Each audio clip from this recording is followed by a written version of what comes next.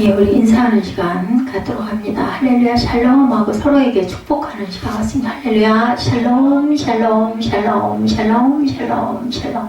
하나님 사랑합니다. 고백합니다. 여러분 주 안에서 사랑하고 축복합니다. 오늘 예레미야의 눈물 My eyes of fountain of tears. 예, 그래서 9장 1절 예, 말씀 우리가 고백했죠. 어찌하면 내 머리는 물이 되고 내 눈은 눈물의 근원이 되고 죽임을 당한 내 딸 백성을 위하여 주야로 올리로다. 네, 이거 올리실 때 영어 단어 잘 보고 My eyes of fountain of tears 하고 올리시면 됩니다. 고대 이스라엘 대표적인 종교 지도자들은 누구였어요? 제사장, 선지자, 그렇죠? 예, 이스라엘에. 그리고 또 왕이 있을 때는 왕이 포함됩니다. 왕, 제사장, 선지자. 예, 이렇게 세 사람들을 항상 예, 기름을 부었죠. 제사장은 예루살렘 성전의 제사 업무에 종사하는 사람들, 오늘날의 목회자들을 얘기합니다. 선지자는 성전 밖에서 하나님의 말씀을 전하는 사람들, 예언자들이죠. 선지자들의 역할이 굉장히 독특합니다. 특별히 오늘 예레미야도 선지자의 역할을 감당하죠. 제사장의 역할도 경우했습니다. 신학교 예, 비슷하죠. 선지자 학교를 통해서 배출되는 선지자도 있고 개인적으로 하나님의 신탁을 받아서 부름을 받아서 선지자가 된 사람들도 있습니다. 예를 들면 최종돌이 하나님의 영이 임해서 교회를 창립하는 부분도 이 부분에 해당합니다. 예수님은 당시 랍비로 선지자 전통에 가까운 역할을 하셨습니다. 선지자의 역할을. 그래서 말씀을 선포하고 병을 고치는 역할을 하셨습니다. 오늘 읽은 본문 예레미야 선지자의 설교 부분입니다. 20대 초반의 나이로 말씀 선포의 소명을 받고 이제 60대 초까지 전한 예레미야 선지자의 말씀 모음집이 바로 오늘 우리가 함께 합독했던 8장이 거기에 속합니다. 9장도 마찬가지죠. 그가 선지자로 활동하던 시대는 북이스라엘이 이미 100년 전에 멸망하고 이제 남유다만 명맥을 이어오던 그 시대. 남유다도 점점 위태로운 상황에 빠지죠. 기원전 587년에 예수님 오시기 전이 기원전입니다. 남유다의 수도인 예루살렘은 바벨론 제국에 의해서 함락을 받습니다. 바벨론에 의해서 멸망받죠. 남유다가 함락됐어요. 예루살렘 성은. 학자들의 연구에 의하면 오늘 본문이 예루살렘이 함락되기 10여 년 전, 기원전 598년 아니면 7년경에 행한 그 설교의 일부다 이렇게 얘기하고 있습니다. 당시는 나라가 완전히 풍전등화와 같은 아주 굉장히 위험하고 어려운 시대였고 바벨론이 유대를 군사적으로 제압하기 위해서 시시때때로 공격을 해서 공격을 당하던 그런 시대. 굉장히 혼란했겠죠. 그리고 가난하고 고통스럽고 힘든 시대 상황이었습니다. 유대 지도자들은 황제 낙관주의에 빠져 있어요. 아유 절대로 그럴 일은 없어. 망할 일은 없어. 이런 낙관주의. 하나니아 같은 선지자들은 하나님께서 바벨론을 철퇴로 내치시고 유대를 지켜주신다. 이렇게 설교했어요. 아무런 근거도 없지만 유대 왕과 귀족과 민중들은 그런 말에 위로를 받습니다. 예, 뭐 절대로 망할 리가 없다니까 좋죠. 안심이 되죠. 예레미야가 보기에 그런 설교는 거짓말, 거짓 선포였죠. 거꾸로 그는 나라가 망하고 유대 지도자들이 포로가 되어 잡혀간다 이렇게 설교해서 좋아했을까요? 예레미야를 죽이려고 했겠죠. 예레미야 홀로 현실을 직시한 거죠. 본문 20절에 나타납니다. 뭐라고 말씀하세요? 우리 20절 볼까요? 추수할 때가 지나고 여름이 다하였으나 우리는 구원을 얻지 못한다. 이렇게 선포합니다. 이 구절은 백성들의 호소고 한탄이었죠. 그들은 일정할 때가 되면 바벨론의 위협이 없어지고 평화가 찾아올 것이다 이렇게 믿고 있었어요. 안일주의에 빠져 있었습니다. 그런데 그들이 기대했던 때가 왔지만 여전히 세상은 걷잡을 수 없는 광풍에 휩싸여 있는 것이 보입니다. 22절에 그 상황을 반복하고 있죠. 읽어볼까요? 길르앗에는 유황이 있지 아니한가? 그곳에는 의사가 있지 아니한가? 딸 내 백성이 치료를 받지 못하면 어찌 되는고? 위암도 있고 약도 있고 의사도 있는데 왜 내 백성, 딸 내 백성 누구를 얘기해? 이스라엘을 얘기하죠. 남유다를 얘기합니다. 왜 치료를 받지 못하고 이렇게 있는가? 이렇게 한탄합니다. 길르앗은 요단 동편 지역을 가리킵니다. 그곳은 향나무의 진으로 만든 연고로 유명한 지역이기도 했습니다. 지금 예레미야는 유대가 사람을 치료할 수 있는 좋은 약재와 훌륭한 의사가 있는데도 불구하고 치료받지 못한 환자의 운명이 떨어졌다는 사실을 속담을 빌려서 진단을 한 내용이 바로 22절 말씀. 이런 상황에서 그의 슬픔은 극에 달해서 통곡을 합니다. 그래서 9장 1절에 그의 마음을 표현하죠. 내 머리가 운물이라면 내 눈이 눈물의 샘이라면 밤낮으로 울 수 있으련만 내 딸 내 백성의 죽음을 곡할 수 있으련만 이렇게 고백을 합니다. 1절이죠. 어찌하는 내 머리는 물이 되고 내 눈은 눈물 그 눈이 되고 죽임을 당한 딸 내 백성을 위하여 주야로 울리로다. 그래서 예레미야의 눈물이라고 제가 명명했습니다. 오죽했으면 예레미야 애가라는 이름이 붙어서 그래서 우리 예레미야 다음 장에 보면 예레미야 애가가 있죠. 본문의 첫 구절인 18절에도 예레미야는 슬프다 이렇게 호소를 합니다. 그 슬픔이 지나쳐 자신의 마음이 병이 들었다. 18절에 예레미야는 청년 시대부터 정서가 아주 예민한 사람이었어요. 이렇게 예민한 사람들이 하나님의 영을 쉽게 받습니다. 보통 사람이라고 한다면 나라가 망할 조짐이 보일 때 큰일 났다거나 어떻게 내 생명을 보존할까 하는 걱정을 하겠죠. 내가 우선 살고 봐야 되지 않겠어요? 그런데 예레미야는 자신의 안전은 안중에 없습니다. 순전히 자기 조국에 대한 걱정뿐입니다. 이런 것을 보면 예레미야는 굉장한 애국자처럼 보이지만 애국자들은 나라를 위해서 자기 목숨을 초계같이 버리는 영웅적인 행동들을 많이 하죠. 초등학교 교과서에도 나오는 안중근 의사, 유관순 열사 이런 사람들. 지난번에 우리 그 9시 예배에서 의사와 열사의 차이 얘기했죠. 그 열사는 열심히 총을 들고도 하는 그 안중근, 그리고 유관순 같은 경우에는 정말 아무런 총칼이 없이 순국한 그러한 분들을 얘기한다. 이런 구별된 이야기를 우리가 들었습니다. 우리나라만이 아니라 모든 민족에게는 이런 애국자들이 어디에나 어느 나라에나 다 있습니다. 나라가 위기에 빠졌을 때 애국자들이 나타나죠. 나라를 살리고 싶고 나라를 보호하고 싶어서 3.1절 만세운동이 일어나죠. 겉으로만 보면 예레미야도 분명히 애국자처럼 보이는데 망하는 유대의 운명 앞에 슬픔을 주체 못하는 사람이었기 때문에 그렇게 보이기도 하지만 예레미야는 또한 단순한 애국자만은 아니다. 그의 생각과 행동을 끌어가는 힘은 다른데 누가? 하나님께서 주시죠. 만약 그가 애국자에 불과했다면 어려움에 빠진 유다를 살려내기 위해서 무슨 행동이라도 했을 건데 하나님처럼 거짓 설교를 통해서라도 낙심에 빠진 유대 사람들을 민중들을 희망에 부풀게 했을 것입니다. 또 군사적인 저항 운동을 또 펼칠 수도 있었고 전쟁 물자를 다 모으자는 애국운동을 할 수도 있었는데 그는 그렇게 하지 않았습니다. 나라를 오히려 나라가 망해야 한다 이렇게 주장한 사람이 바로 예레미야. 그래서 결국은 예레미야가 죽음을 당하죠. 애국과는 정반대의 주장을 한 사람 예레미야입니다. 주변 사람들에게 반역자라는 말을 듣습니다. 나라로 인한 슬픔을 감출 길 없어서 자기 머리가 운물이 되고 자기 눈이 눈물의 샘이 되었으면 좋겠다 이렇게 고백을 하죠. 그렇게 한탄하던 예레미야가 실제로는 나라의 멸망을 받아들이라고 주장한 이유는 그러면 무엇일까?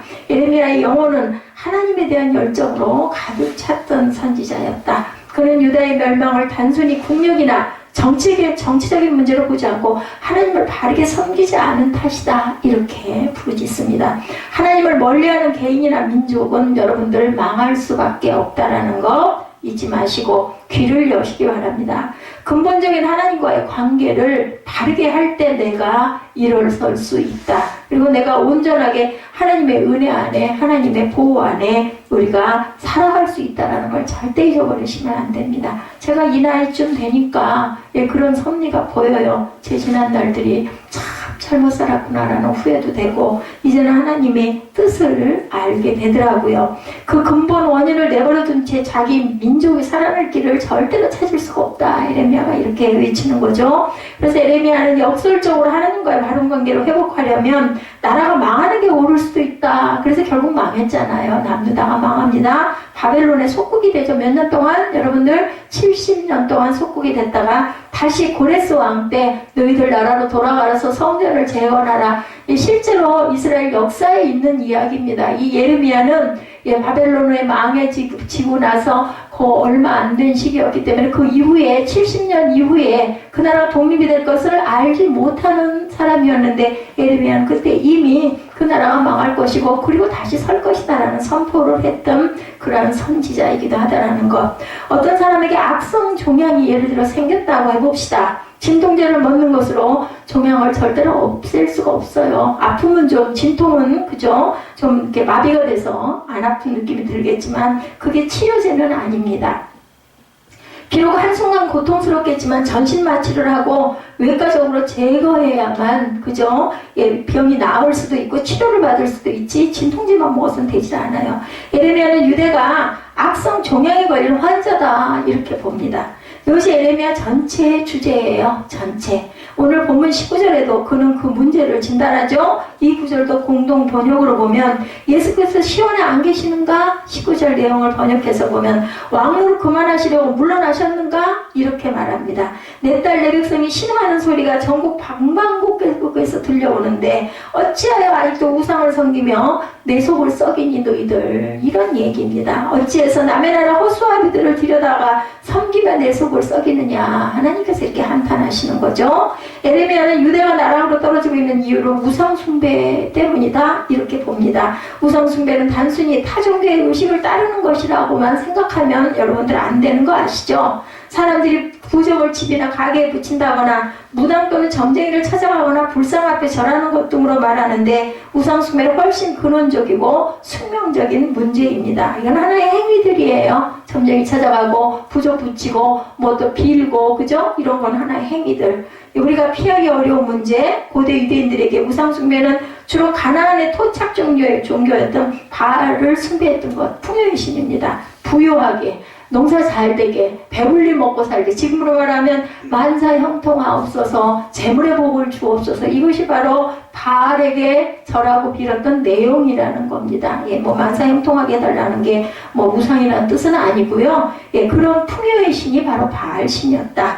풍요, 다산, 장수. 예, 옛날에는 재산이 자식도 재산이었어요. 그죠?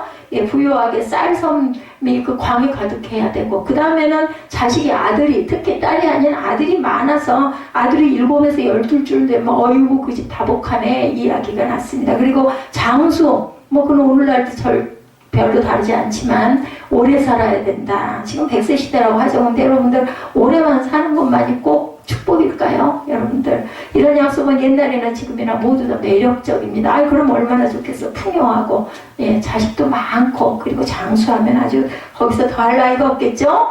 오늘 기독교 성도들이 여기서 벗어나지를 못합니다. 기도가 예수 믿고 복보다 멋지게 살아보자는 생각이 모든 사람들의 소망이 되고 있죠. 그런 생각 자체가 무조건 당연히 잘못된 것만은 아니에요. 각박하고 척박한 세상살이에서 가능한 대로 편안하게 살고 싶어한 것은 누구에게나 절대로 배척할 수만은 없습니다. 인지상정이에요. 누구에게나 그런 소망들이 다 있죠. 문제는 그런 쪽으로 생각이 기울기 시작하면 결국 하나님으로부터 자꾸 멀어진다는 거예요. 어떻게 하면 돈을 많이 벌까? 어떻게 하면 내가 오래오래 살까? 이런 것들에 연구를 하다 보면 하나님의 진리의 영 속에서 자꾸 벗어나게 된다는 것이 문제다. 그렇지 않고 그렇게 잘 살고 형통하고 그리고 자녀도 많고 장수도 하고 건강하고 모든 사람들에게 하나님의 은혜를 증거하고 전하고 빛으로 드러내고 그러면서 오래오래 좋은 일, 많은 사람이 좋은 영향 끼치는 하나님의 그 근본 안에서 살아간다면 그것보다 좋은 일은 없어요. 뭐라 그래요? 그 예수님께서 누가복음이죠? 16장 13절에 두 주인을 섬길 수 없나니 너희는 하나님과 재물을 겸하여 섬길 수 없느니라. 그리고 재물이 많은 사람들은요, 하나님께 기도 안 해도 나는 이만큼 풍족한데 부족할 게 없는데 뭘 그렇게 구태여 하나님을 섬기니 뭘 구태여 그렇게 교회 나가가지고 맨날 기도하니 이런 마음들이 되기가 쉽다라는 거죠. 그래서 아마 이 말씀이 두 주인을 섬길 수가 없다. 근데 여러분들 두 주인 섬기면 얼마나 좋겠어요. 재물도 그죠? 풍만하고 섬기는 게 아니라 그걸로 인해서 하나님의 의와 나라를 위해서 열심히 쓸 줄 아는 그런 사람이 된다면 정말 그 이상 좋을 일은 없습니다.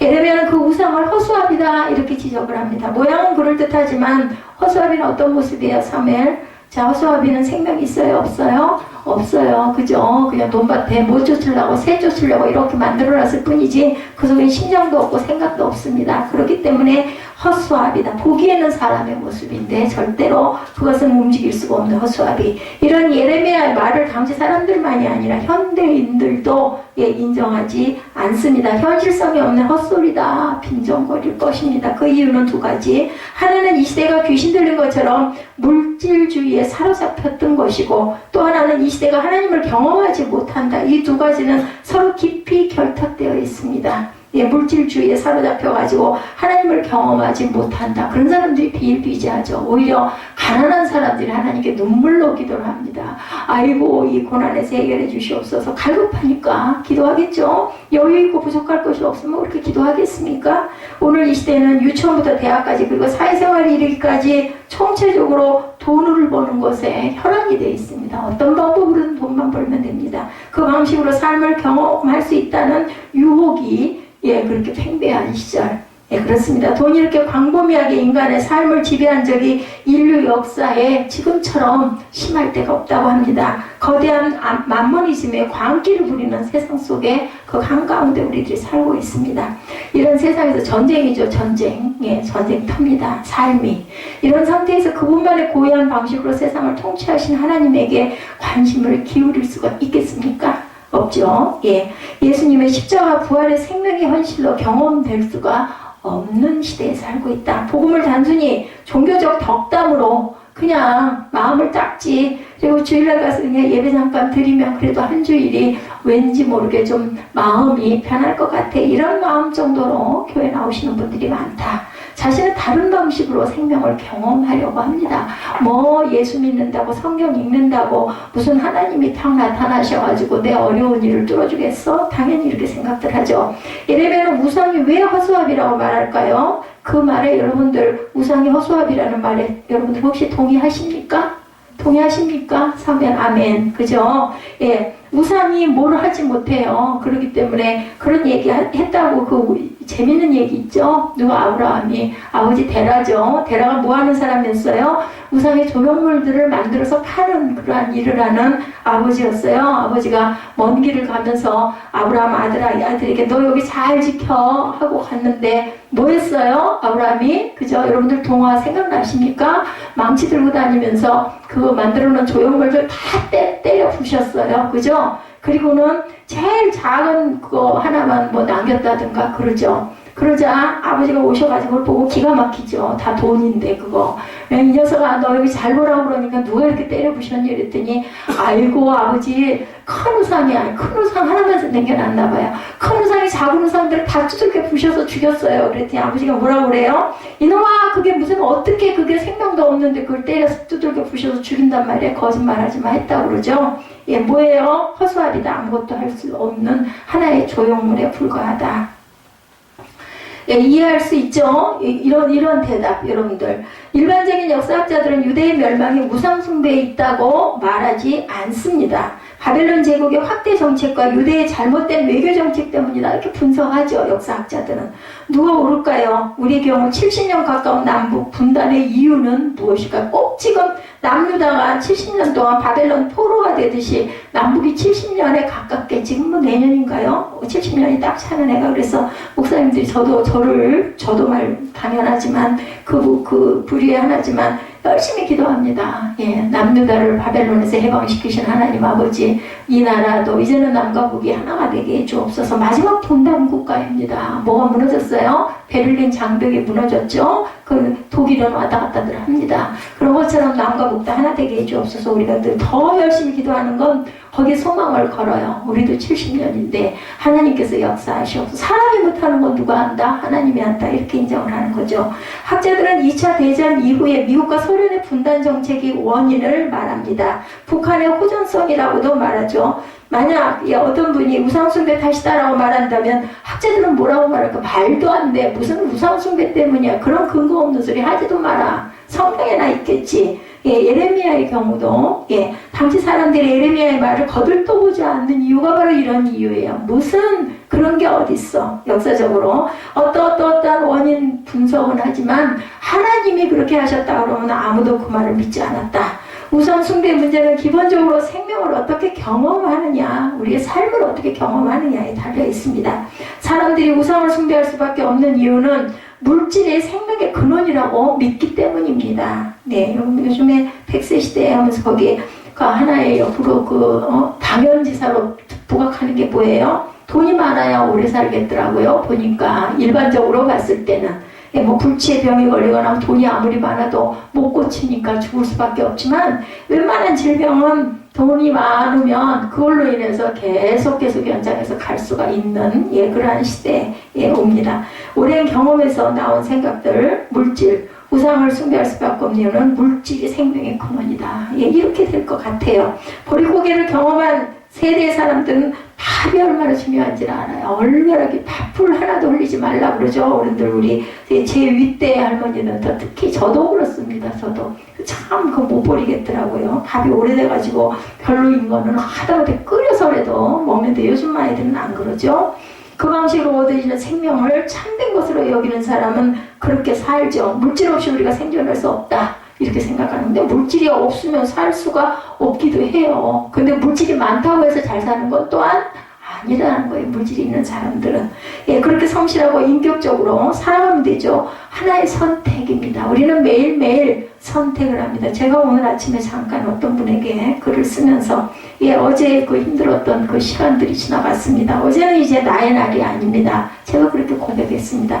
내 날은 언제? 오늘이에요. 어제는 뭐예요? 거울이에요. 거울을 들여다보고 여기가 잘못됐네. 고쳐야 되겠네. 머리카락이 엉켰네. 이거 좀 어떻게 감아서 바르게 빗어야 되겠네. 이런 걸 할 줄 아는 게 바로 어제다. 어제 같은 삶은 살지 말아야 되겠다라는 그러한 우리 회개가 있고, 그랬을 때 내일이 오늘보다 어제보다 나은 내일이 되겠죠. 그것들은 우리에게 생명을 주지 못해요. 그죠? 허수아 비는 절대로 성서는 하나님을 통해서만 생명을 얻을 수 있다라고 가리킵니다. 세상은 그런 게 어딨어. 돈이 있어야지. 그게 사는 길이지, 이렇게 얘기합니다. 하나님과의 관계로 깊이 들어갈 때 사람은 생명을 경험하게 됩니다. 그 이유는 하나님만이 생명의 주인이시기 때문이죠. 거꾸로 사람을 비롯해서 세상의 모든 것은 피조물입니다. 그렇죠? 자체적으로 생명을 만들어낼 수 없는 존재들, 누가? 피조물들은. 하나님과의 관계에서만 생명을 얻을 수 있는 존재들, 뭐예요? 허수아비와 같다. 그죠? 예를 들어서 두 사람이 길을 가고 있어요. 한 사람은 가능한 빨리 목적지에 도착해서 술 한잔 더 하고 TV를 보거나 책을 보려고 막 서두릅니다. 언론을 일 해치우고 편안하게 좀 팔베개하고 누워가지고 정말 편안하고 싶다. 그런 생각들은 나쁜 생각 아니에요. 속도가 빠르고 승차감이 좋은 차를 타야 돼요. 다른 사람보다 왜 더 빨리 가야 되니까.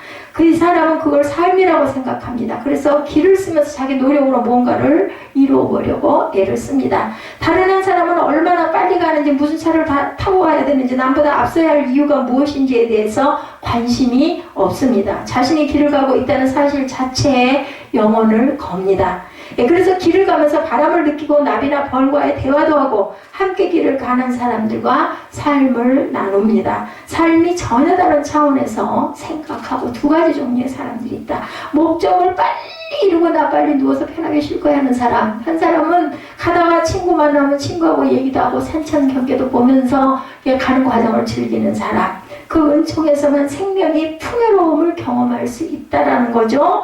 은총의 극치는 예수 그리스도의 사건입니다. 우리는 예수님이 바로 누구요? 하나님의 아들이라고 저와 여러분들은 믿습니다. 하나님의 아들이 하늘의 영광을 버리고 우리를 구원하시려고 세상에 오셨다. 그걸 기념하는 게 뭐라고요? 성찬이다. 그 기념이라는 건 무슨 뜻을 갖고 있다? 기억하라는 뜻을 갖고 있다. 그렇기 때문에 우리는 첫째 감사, 두 번째로는 뭐가 잘못됐나 회개, 그리고 나서 전하는 것이다. 제가 오전에 그렇게 여러분들에게 중고등부 학생들에게 얘기했습니다. 이런 교리가 영혼 깊은 곳에서 뜨겁게 전달될 줄 알아야 되겠다. 아니면 상투적인 표현으로 들리면은 그 사람은 어떤 믿음? 온전한 믿음이 아니다. 이렇게 생각하시면 됩니다. 이런 가르침을 이해하려면 예수 그리스도의 십자가와 부활, 그리고 그의 운명 전체를 관통하고 있는 어떤 사실을 알고 가야 되겠는데, 그 사실은 예수 그리스도 사건이 하나님의 파르시아, 즉 예수 운명에 하나님이 현재하셨다라는 것을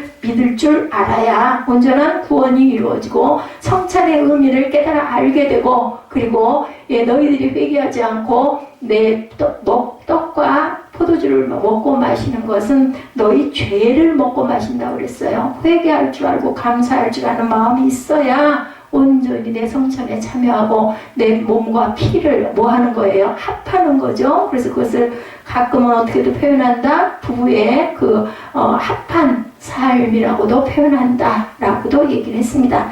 예수 사건 이후로 예수를 믿는 사람들은 종말의 부활 생명을 얻게 됩니다. 그 생명을 얻기 위해서 더 이상 다른 수고가 필요 없죠. 루터의 표현으로 그것은 솔라그라티아, 우리 밖에 우리 서 있는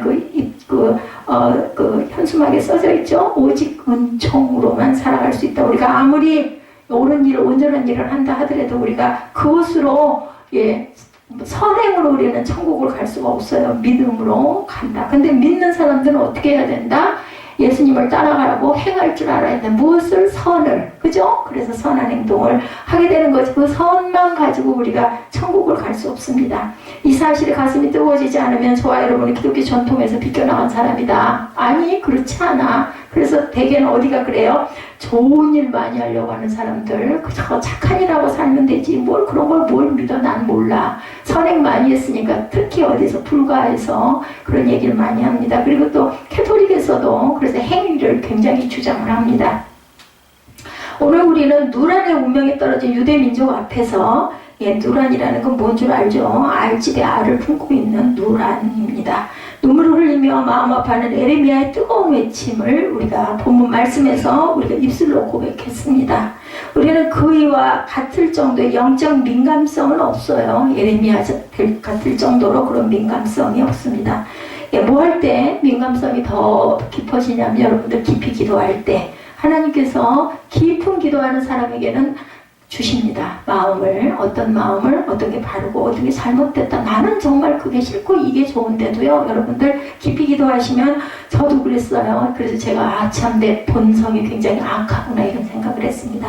기도하면 분명히 나는 아닌데 하나님께서 반대로 막고 하라고 그러세요. 그럼 뭐예요? 내가 온전지가 못한 거죠. 근데 실제로 이성적으로 생각하면 아니거든요. 우리 사람의 방법으로는 절대로 내가 잘못한 게 아니에요. 근데 하나님은 네가 먼저 회개하라. 항상 말씀을 하신다라는 거. 정말 그런 마음이 요만큼도 안 품는데도 나는 억울해요. 하나님 그러고 막 울면서 기도를 해도 네가 먼저 바르게 하고 네가 먼저 회개하고 네가 먼저 손 내밀고 네가 먼저 사랑하고 네가 먼저 가서 사과하고 그렇게 얘기를 어머 너무너무 기가 막 가슴을 치겠어. 근데 하나님은 늘 그렇게 말씀하시더라고요. 이게 제 실제 경험입니다. 그래서 정말 실제로 속으로는 다는 아니지만 하라고 하시니까 제가 순종해서 무릎 꿇고 제가 빌었던 적도 있습니다. 그를 통해서 참된 신앙을 우리가 배울 수 있어요. 뭐예요? 순종이 뭐보다 낫다? 숭의 기름보다 낫다. 하나님께서 그 마음 주셨을 때 우리는 그저 아멘 하고 할 줄 알아야 됩니다. 마음으로는 너무너무 안 풀리고 억울하지만 그러고 나면 후련하긴 하더라고요. 네가 안 받았어. 그러면 나는 했어. 너는 안 받았지만 그건 하나님과 너와의 관계고 나는 너한테 사과했어. 근데 온전한 사과는 물론 아니지만 그죠? 어쨌든 간에 그렇게 자꾸 노력을 해가는 거죠. 한 발 한 발. 거짓 생명을 약속하는 우상은 그럴듯해도 결국은 허수아비, 헛된 거다. 그 사실을 우리가 꿰뚫어 볼 줄 알아야 돼. 그래서 바울도 얘기하잖아요. 그 제사 음식 먹어도 상관없어. 왜냐하면 그건 아무것도 아니니까. 무슨 그걸 먹어가서 먹었겠냐. 귀신이 어디 있어. 그런 거 없어. 그런 신이 어디 있어. 그러니까 잘 먹어라. 이 얘기도 있습니다. 그런데 네 믿음의 분량으로 그게 마음에 깨름하거나 아니면 초신자들이 그거 보고 시험에 들게 생겼거든. 먹지 말아라 얘기하죠. 깨달음의 분량만큼 저와 여러분 이 세상에서 생명을 얻을 수 있다는 것을 잊지 마시기 바랍니다. 자, 길르앗에는 유황이 있지 아니한가 22절 본문이죠. 길르앗에는 유황이 있지 아니한가 그곳에는 의사가 있지 아니한가 딸내 백성이 치료를 받지 못하면 어찌 믿고 이렇게 한탄합니다. 의사도 있고 약도 있는데 왜 내 딸 이스라엘은 치료를 못 받니? 우리가 인생을 살아가면서 고심하는 것 중 하나 뭐예요? 건강의 문제. 그죠? 돈이 아무리 많아도 돈이 있으면 하나의 기회는 넓어집니다. 폭은 돈이 많으면. 그렇지만 그것으로 돈으로 생명을 살 수는 없습니다. 가는 사람은 갑니다. 특히 현대인들에게서 건강의 문제는 아주 중요한 관심사. 돈은 많은데 건강이 나빠가지고 맛있는 것도 못 먹고 가고 싶은 것도 못 가고 하고 싶은 것도 못 할 때 얼마나 안타깝겠어요. 돈이 없어서 못하는 사람, 건강하지가 못해서 못하는 사람 이러죠. 의학이 발달하고 병원도 많이 생겼지만 병자들은 절대로 줄어들지 않고 점점 많아집니다. 병도요 진짜 다 고쳐요. 예전에는 폐를 앓으면 폐결핵 하면 죽는다고 그랬죠. 예전에는 문둥병 걸리면 하늘의 천역이라고 그랬죠. 하늘에서 내린 벌이다 얘기했죠. 근데 지금 다 고쳐요. 그러면 다 고치니까 이제는 웬만하면 다 살 텐데 뭐가 생겼어요? 암이 생기고 또 이제 암보다 더 깊은 어떤 병들이 자꾸 생겨납니다. 예, 그 목사님들이 성도들을 신방하느라고 병원에 가보면 그 기가 막힌 규모, 병원의 규모, 주차장에 그 많은 차들을 보고 깜짝 놀란다고들 얘기합니다. 그 부분을 보면서 느끼는 것은 이 땅에 사는 동안 인간은 절대 질병의 고통에서 완전하게 해방될 수가 없다. 그래서 표현한다고 그러죠. 세상은 거대한 병동이다. 정말 희한하고 안타까운 것은 아무리 의학이 발달해도 여전히 고칠 수 없는 질병들이 존재한다는 거죠. 구체적인 예를 들어보면 수십 년 전만 해도 우리나라의 가장 무서운 질병 중에 하나, 아까 제가 말씀드렸지만 결핵. 그죠? 젊은이들 중에도, 그죠? 그 버스 타고 가다가 저도 많이 봤어요. 휴지 이렇게 해서 막 기침하다가 보면 각혈들을 하고 이런 사람들. 조영규 목사님이 그 폐결에 걸려갖고 다 돌아가시다가 살아나셔서 한동안 목회를 잘하려면 결핵에 걸려야 돼. 왜 나는 폐결핵에 안 걸리는가? 이런 얘기들도 꽤 많습니다. 젊은이들 중에도 각혈을 하다 죽은 사람들 굉장히 많았었어요. 폐결 걸리면 죽는다고 그랬거든요. 폐짝 마르죠. 그리고 요즘에는 결핵 환자는 많지도 않지만 걸린다 해도 아무런 문제가 되지 않습니다. 듣도 보도 못한 그 대신 신종 질병들이 많이 생겨나고 있죠. 불치병으로 분리되는 에이즈, 무서운 병으로 인식되는 암, 별의별 종류의 암. 근데 이제 그것도 또 고친다. 그러면 얼마나 좋겠어요. 다 해방이 된 건데. 근데 또 뭔가가 생기겠죠. 얼마 전 신문에 슈퍼박테리아에 관한 기사가 났더라고요. 슈퍼박테리아는 항생제가 전혀 듣지 않은 병균인데 미국에서 기승을 불고 있다고 그래요. 어떤 것도 항생제가 안 들으니까. 자, 그래서 에이즈에 걸려 죽은 사망자보다 슈퍼박테리아에 감염되어 죽는 사망자 수가 미국에서는 더 많다고 합니다. 이렇게 생각해 볼 때 앞으로 아무리 의학이 발달해도 건강 문제는 여전히, 병의 문제는 여전히 숙제로 남을 수밖에 없다. 통계청의 자료에 의하면요, 우리나라 평균 수명이 78.6세라고 그래요. 거기에 비해서 건강 수명이 68.6세. 평균 수명은 78.6세, 건강 수명은 68.6세. 10년 격차가 있죠? 78, 68, 10년 맞죠? 개인차가 있는데 대개 10년 정도는 질병 가운데 살아가다 돌아간다라는 거예요. 10년 정도는. 근데 이런 통계는 겉으로 드러나는 질병만 계산한 것. 마음의 병은 계산할 수가 없잖아요. 마음의 상처를 입고 고통당하고 영원히 죄로 인해 사망의 그늘에서 헤매는 것 등을 감안한다면 평생 질병과 고통 중에 살아가는 게 어쩌면 인생이 아닐까. 여러분들 건강한 사람이라고 해서 마음의 상처를 하나도 안 받을까요? 그건 아니잖아요. 그죠? 그래서 인생을 가리켜서 뭐라고 그래요? 생로병사. 태어나서 늙고 병으로 죽는다. 이렇게 이야기를 합니다. 한문으로 풀어보면 어쨌든 이런 현실 속에서 우리는 최대한 건강하게 살아야 할 의무가 있고 책임이 있습니다. 그래서 건강하지 못하면요, 하나님께 죄송해야 돼요. 우리를 주신 게 하나님이시기 때문에. 그래서 하나님의 뜻이에요. 너희들 건강하게 잘 살다가 돌아와라. 뭐라 그래요? 팔팔하게 살다가 3, 4일 앓다가 99세에 돌아가는 게 큰 복이다. 이런 이야기 있던데 제가 얼른 다 기억이 안 나네요. 짧은 단어가 있어요. 보면 특별히 육체의 건강뿐만 아니라 마음의 건강, 영혼의 건강, 그것까지 하나님께서는 주고 싶어 하신다.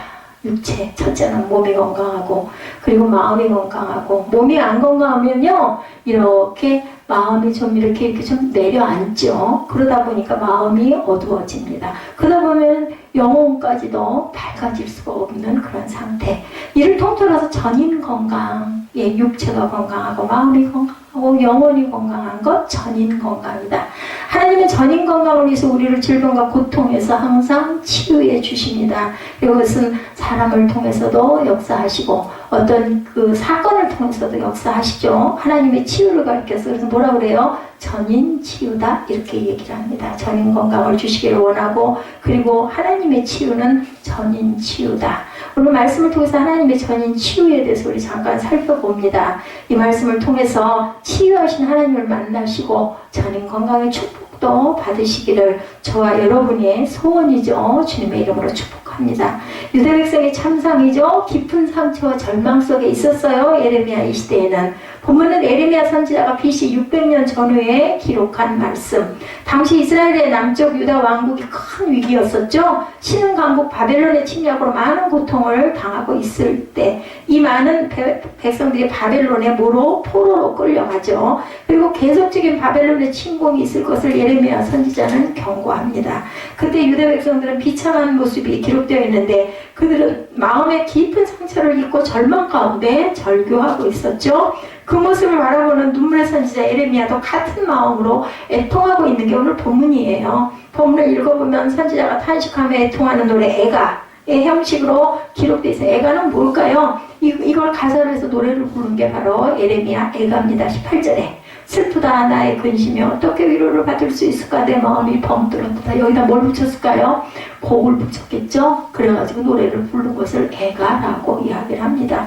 예레미야는 백성들의 시편도 마찬가지. 지금 우리는 입술로 그냥 고백해서 읽지만 그리고 가끔은 시편 내용이 찬양이 돼서 우리가 그걸 찬양을 부르기도 하지만 그때 시편들은 전부 다 곡이 붙여져가지고 노래를 부르듯이 고백을 했다라는 거 시편이. 예레미야는 그리고 누구예요? 다윗이 많이 짓죠. 다윗이 아주 음악가였어요. 유명한 음악가. 그리고 성전의 모든 그 궁정 악대들을 관장하고 주관하고 다스리고 지금으로 말하면 성가대를 결성했던 그 최초의 사람이 바로 다윗이었습니다. 예레미야는 백성들의 참상을 보고 큰 근심과 고통 가운데 마음의 병이 깊었어요. 21절에서 딸 내 백성이 상하였으므로 나도 상하여 슬퍼하며 놀라움에 잡혔도다 이렇게 고백합니다. 선지자는 유다 백성을 가리켜 딸 내 백성이다 이렇게 부르죠. 얼마나 안타까웠는지. 왜냐하면 자식이 아프면 못 견디죠. 부모가. 그런 것처럼 내 딸들 내 백성이다 이렇게 고백을 해. 19절에 백성들의 탄식이 나오죠. 딸 내 백성이 심히 먼 땅에서 부르짖는 소리로다. 야훼께서 시온에 계시지 아니한가 그의 왕이 그 가운데 계시지 아니한가. 그들은 먼 땅 즉 바벨론의 포로로 끌려가 아무리 불러도 하나님이 도와주시지 않는다 이렇게 한탄을 하는 거예요. 내용이 하나님이 안 계신 것 아니냐 이렇게도 따집니다. 20절이죠. 추수할 때가 지나고 여름이 다하였으나 우리는 구원을 얻지 못한다 하는도다. 이스라엘의 추수기는 언제예요? 4월에서 6월이에요. 우리는 가을이지만 이스라엘은 이때 곡식을 거두지 못하고 지나갔는데 포도 올리브의 추수기에 늦여름마저 훌쩍 지나갑니다. 예, 과일 농사도. 그러니 이제는 아무런 소망이 없어. 예, 농사도 안 됐을 뿐만 과일도 안 돼. 원망과 불신앙 가운데 절망에 빠져있는 그들의 모습이 오늘 본문의 고백들입니다. 그러나 그들의 비참한 모습의 원인은 다른 데 있었다. 그동안 수도 없이 선지자를 통해 경고한 그대로 그들은 입술로는 하나님을 불렀지만 실제는 하나님을 배반하고 떠났다. 그리고 우상 숭배에 빠져 있었다라는 것이 오늘 그 너희들이 그렇게 된 이유다라고 얘기합니다.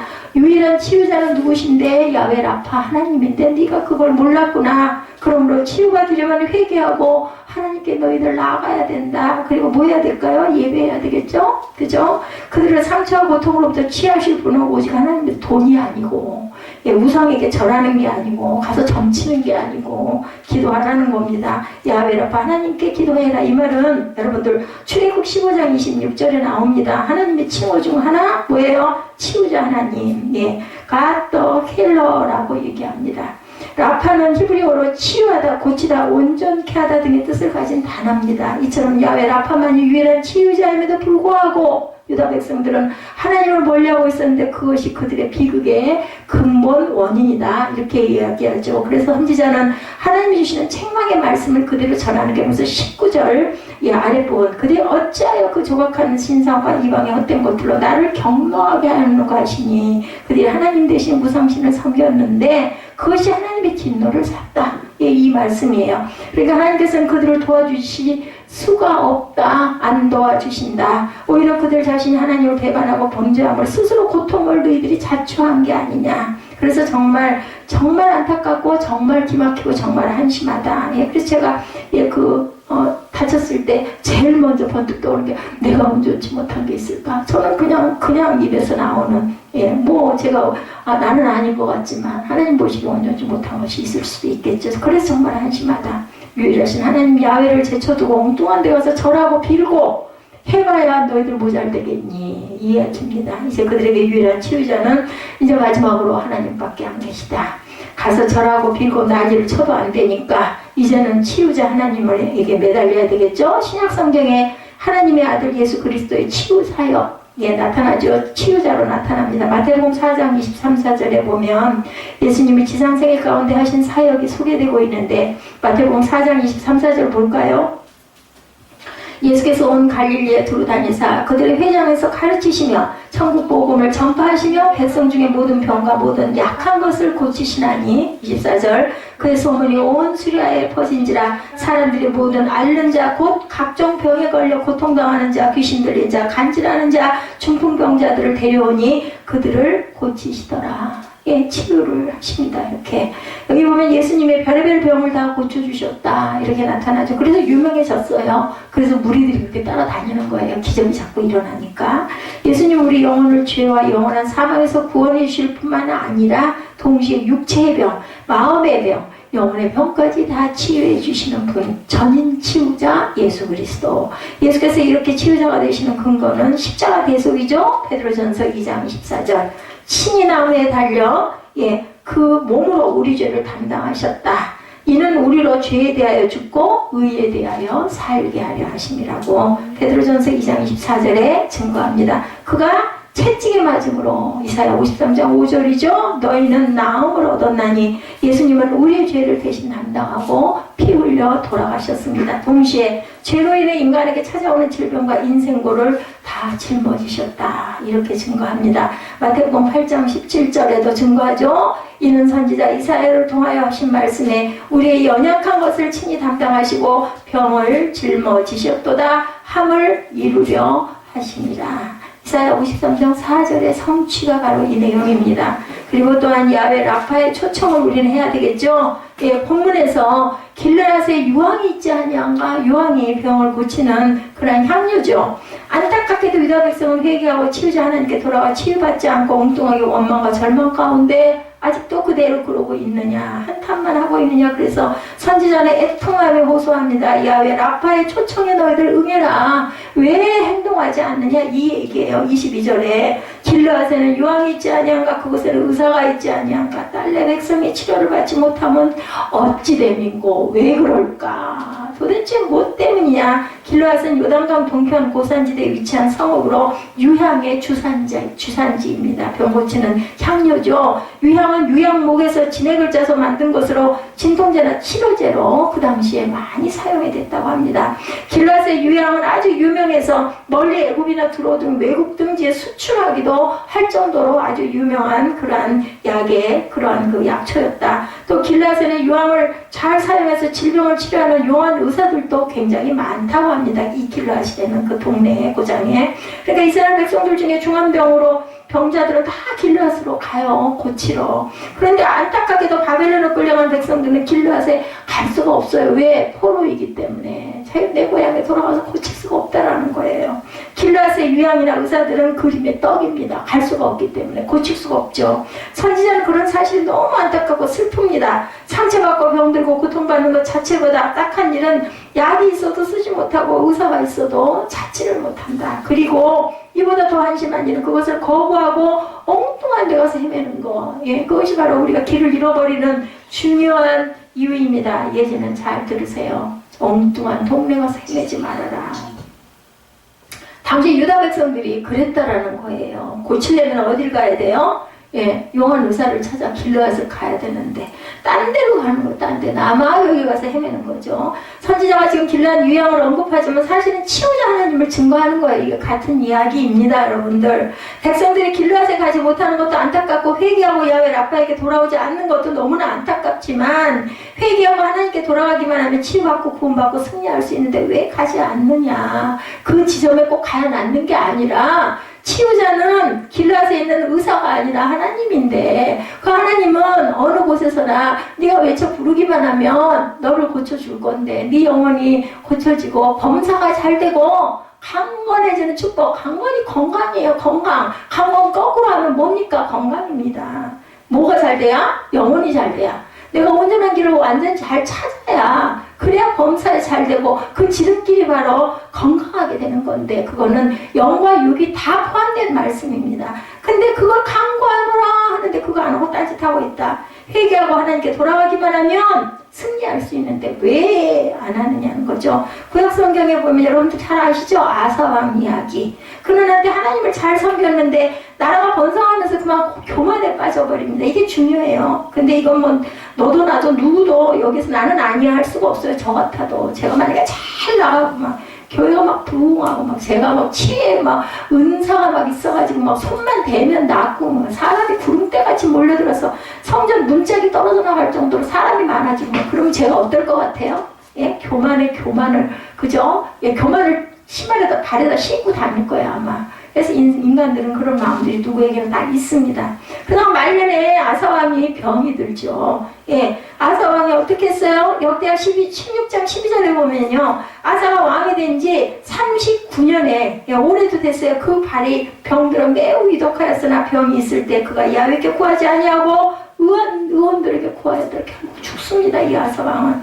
아사왕이 의사를 찾아간 게 잘못은 아니에요. 그죠? 그런데 의학도 하나님 일반 은총 중에 하나예요. 의사를 만나는 것도. 인간에게 지혜를 주셔서 의학을 발전시키고 혜택을 보게 해주시는 거고 하나님의 방법입니다. 그런데 잊지 말아야 할 것은 근본적으로 치유는 하나님의 몫이라는 거. 우리가 아무리 치료를 잘 받아도 하나님이 데려가시려고 하면 절대로 고칠 수가 없고 불치병이고 이 사람 죽습니다 해도 하나님이 고치시려고 하면 그냥 아주 깨끗이, 예, 제가 9시에 여러분들 얘기했죠. 예, 그래가지고 그냥 금방 낫는 그런 역사들이 일어난다.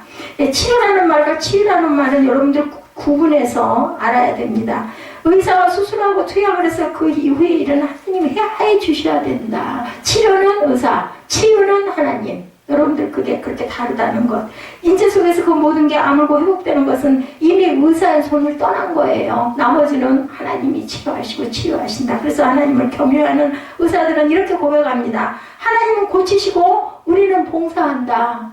예수 믿는 의사들은 이렇게 고백을 한다는 거예요. 하나님은 고치시고 나는 봉사한다. 해야 할 것들을 나는 한다. 많은 크리스찬 병원들이 내거는 모토가 바로 이 모토입니다. 인간은 진료행위만 할 뿐 결국 하나님이 치유하신다는 겸손한 신앙 고백이기도 합니다. 그러므로 크리스찬은 의사의 도움도 받아야지만 궁극적으로 하나님의 치유를 믿음으로 바라볼 줄 알아야 치유가 된다. 그래서 병들을 아플 때 병원도 가지만 목사님들에게 기도 부탁들 하잖아요. 예, 저희 교회는 그런 게 거의 없지만, 예, 교회 가면은 문제 있을 때 제일 먼저 찾아가는 게, 예, 목사님들에게 찾아가요. 기도해달라고 가서 기도 제목 갖다 드리고 하는 게 기도해 주십시오 하는 게 그래서입니다. 물론 본인도 기도하지만, 예, 목사님이 좀 기도해 주십시오. 그럼 믿음입니다. 믿음. 아니 뭐 목사가 무슨 소용이 내가 기도하면 되지. 그럼 그것도 그 사람 믿음입니다.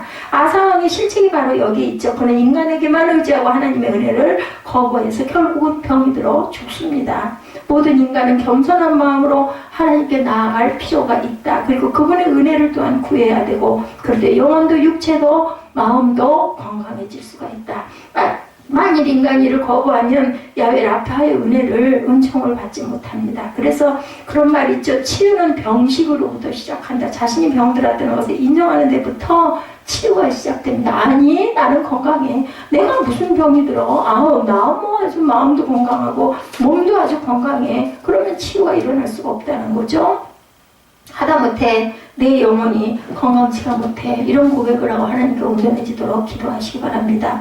예수님도 말씀하시죠. 마가복음 2장 17절 건강한 자에게는 의사가 쓸데없고 병든 자에게 나가 쓸다 있다라고 말씀합니다. 나는 의인을 부르러 온 것이 아니라 죄인을 부르러 왔다. 예수님이 필요한 사람들은 이런 죄인이라고 자기 스스로 인정하는 사람들이 예수님이 필요하겠죠.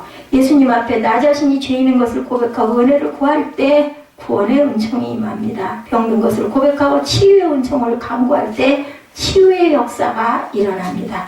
예수님을 믿지 아니하면 그분의 능력과 은혜를 전혀 받을 수가 없겠죠. 그러므로 저와 여러분은 길앗 유양이신 예수님께 나아갈 줄 알아야 되겠다. 그리고 뭐 해야 돼요? 눈물로 고백하고 부르짖을 줄 알아야 합니다.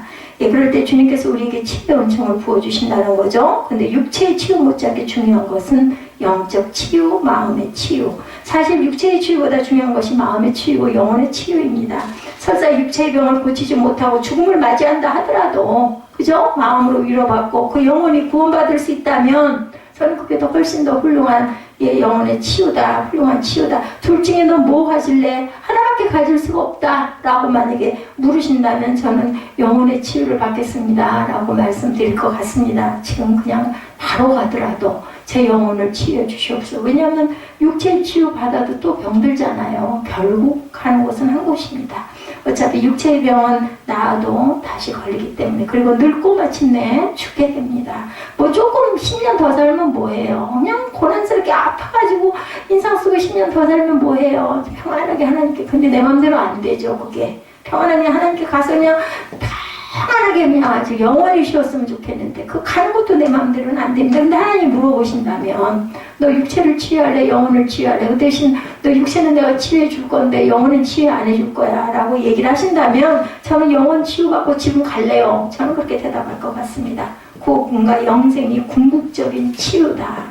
육체뿐 아니라 영혼까지 치유받아야 진정한 치유고 전인 치유가 된다는 거. 그래서 예수님이 마태복음 11장 28절에 말씀하시잖아요. 여러분 잘 아시죠? 수고하고 무거운 짐진 자들아 다 내게로 오라. 내가 너희를 쉬게 하리라.